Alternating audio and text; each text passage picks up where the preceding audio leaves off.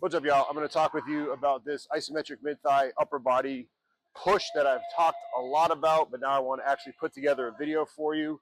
Big key with this is making sure you have a good frame setup, which is exactly why I love this setup from Powerlift. It's got the individual notches, and you can set each one of these notches as a tag. So when you do your isometric test, and I'll show you this exact video later, but when you select isometric test, you can set the tag to whatever height it is, so that way you know when you're retesting this, whether it's you or anybody else on your staff or athletic trainer, PT, they can be at the same exact spot.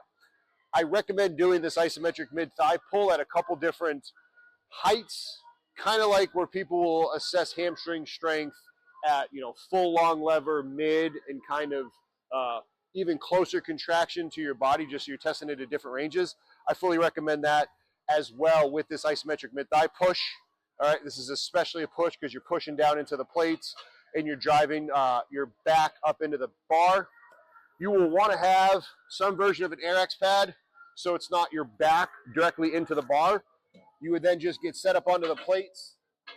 Ideally, you have somebody press the button for you, but for demonstration purposes, I would just hit this.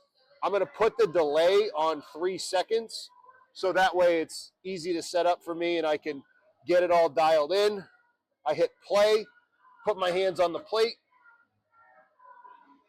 and go. 1, 2, 3, 4, 5. I relax. And now the test is done, and I've got upper body data on that upper body isometric mid-thigh pull.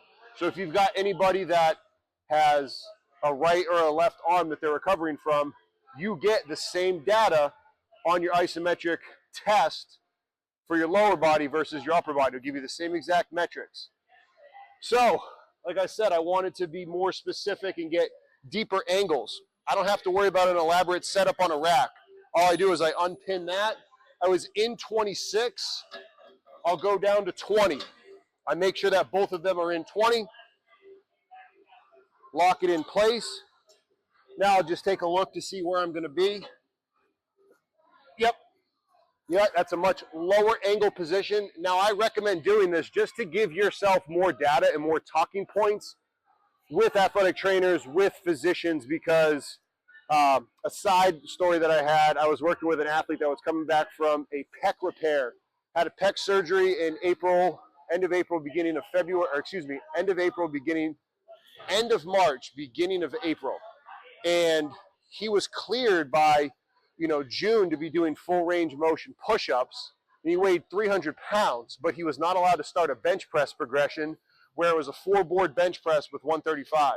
But because we had some specific data to be talking with the surgeon, like, hey, it's not full range of motion. When he does a push-up, his hands are reading over 200 pounds of force when he's in the bottom, and he's allowed to do 20 reps with 200 pounds of force technically, but I only want to do 135 at a shortened range of motion. That just helped me have a better conversation with the surgeon. So that's what I'm trying to help you do, have better conversations with surgeons so you can get athletes training again sooner. So from here, I'll get my tablet set up, put this back on my back. I get into position. Again, you're the coach. You get your athlete into position. I put my hands on. Go. 1, 2, 3, 4, 5. I relax. Now the test is complete. Now you're going to notice in that deeper range of motion, I'm not going to have as much higher forces just because I don't have the same length position, and we all understand that from strength and conditioning basic principles. So I was at 26. I was down there at 20 deep. Let's go a little bit higher. Let's see what 32 looks like for me here. So in 32.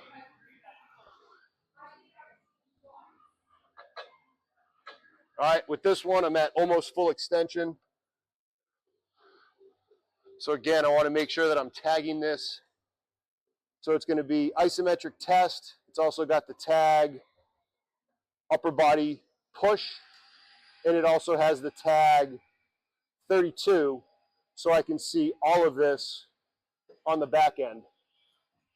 So I'll get in here one more time, put my hands on,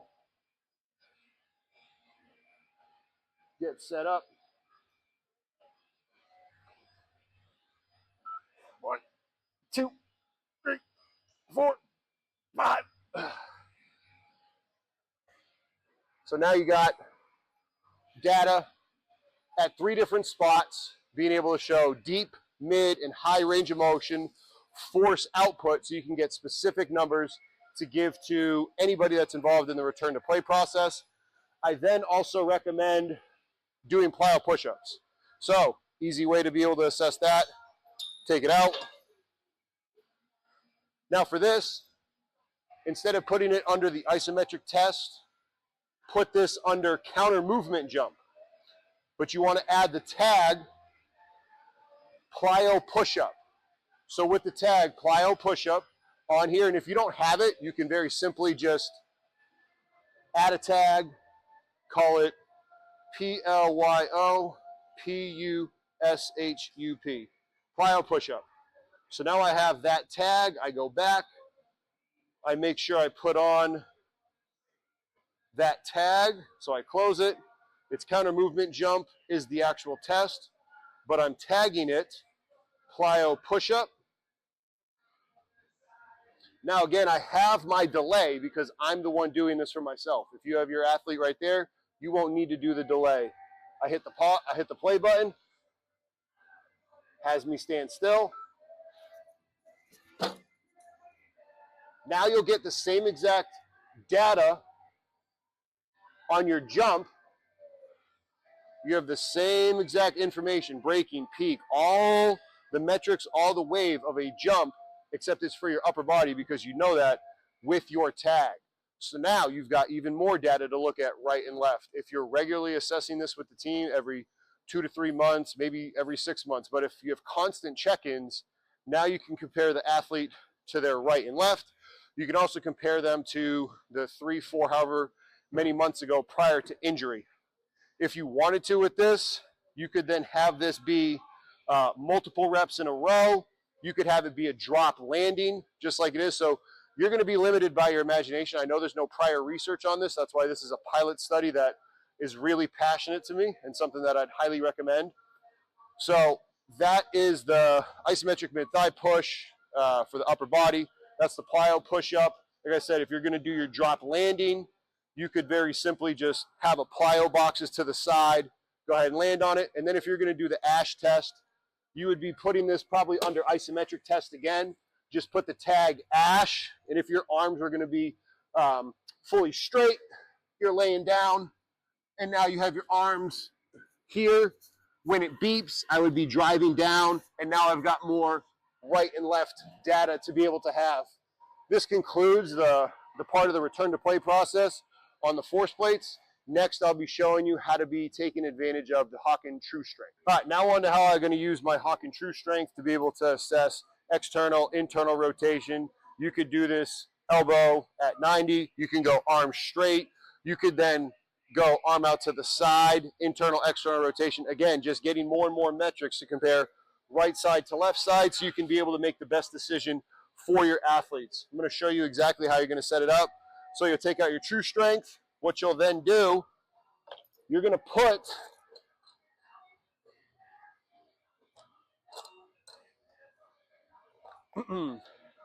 this True Strength device, you'll put the long end through,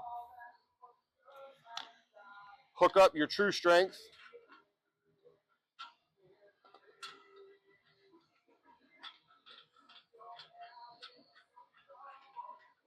now with this through, you'll put the other side to lock it in place.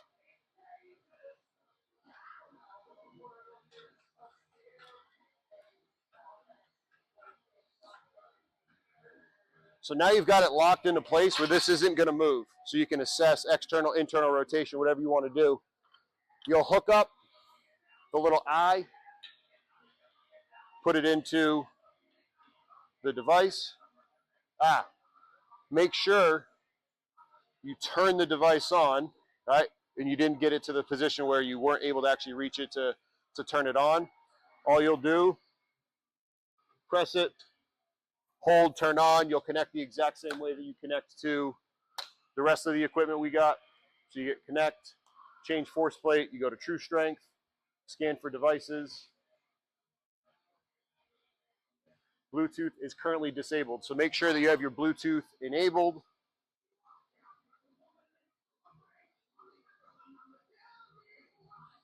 Just quickly go to your settings, enable Bluetooth, go back to the app, scan for devices, there it is. So now from here, zero the device, put it back on. You'll hook up the carabiner that comes inside of it.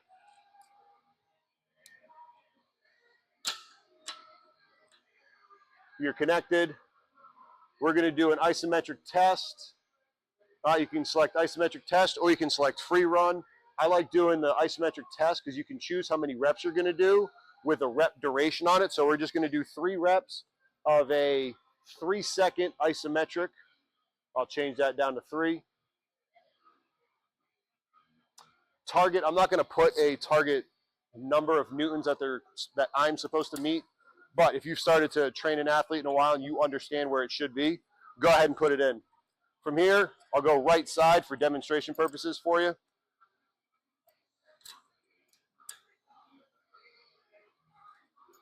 So I get it on my wrist. If you have handles, single arm handles if you want, if somebody can actually hold on to it, you can go ahead and use that as well.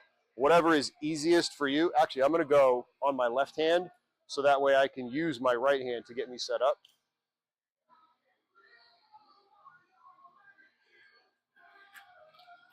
All right, so I get the cuff on.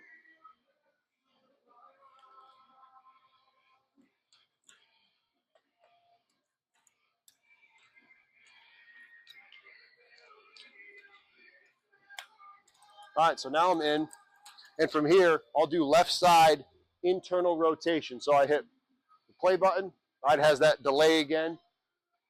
It says press again to start. I go 1, 2, 3. It automatically stops. All right, then I'm going to go again. 1, 2, 3.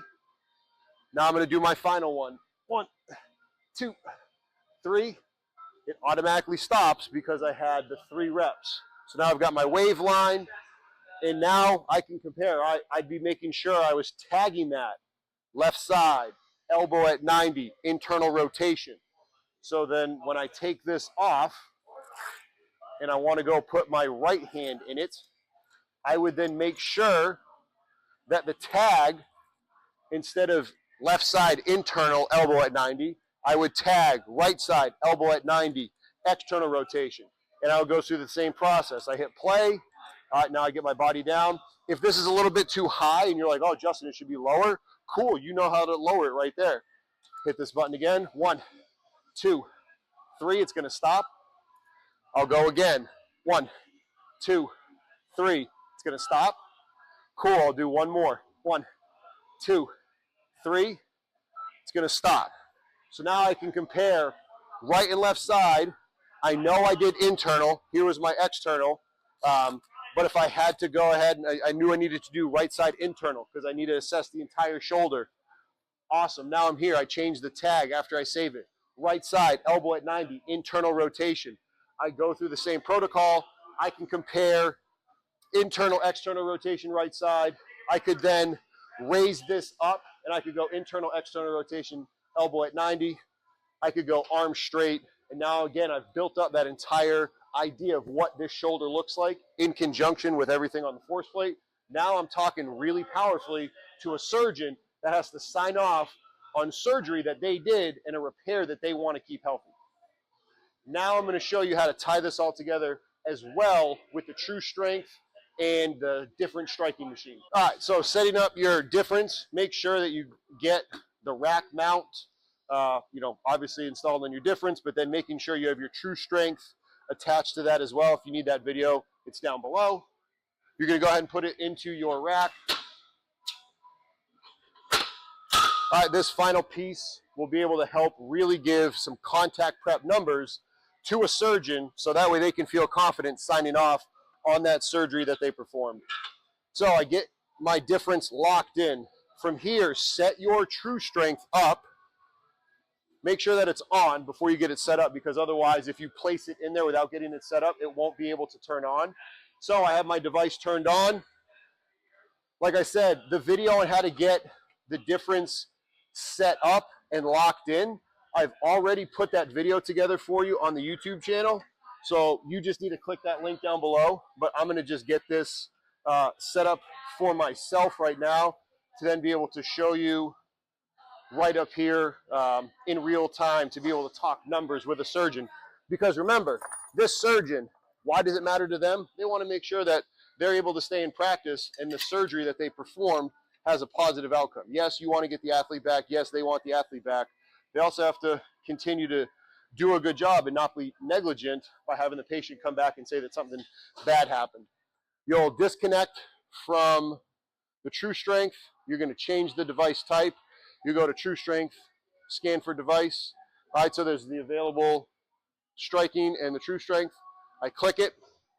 So now from here, you'll choose what level spring you want. Right now, demonstration purposes, we have the white one on. I'm going to keep the white one on because it's going to give you the highest metrics. If you want, you can change it to the black, the gray, or the green, whatever is appropriate for you. You know that situation best. From here, if we go to the single strike, so what you'll be able to do is you'll be able to tell the surgeon, whoever, like, hey, this is how much force they're putting through both hands. So I hit the play button. Now I can say, hey, with a double strike, I'm hitting 2,400 newtons. I'm not trying here fully. You're going to make sure that they're trying fully. You could then do this just on a single arm side. So if I back the camera up and I want to just get a one strike, one side, I hit play.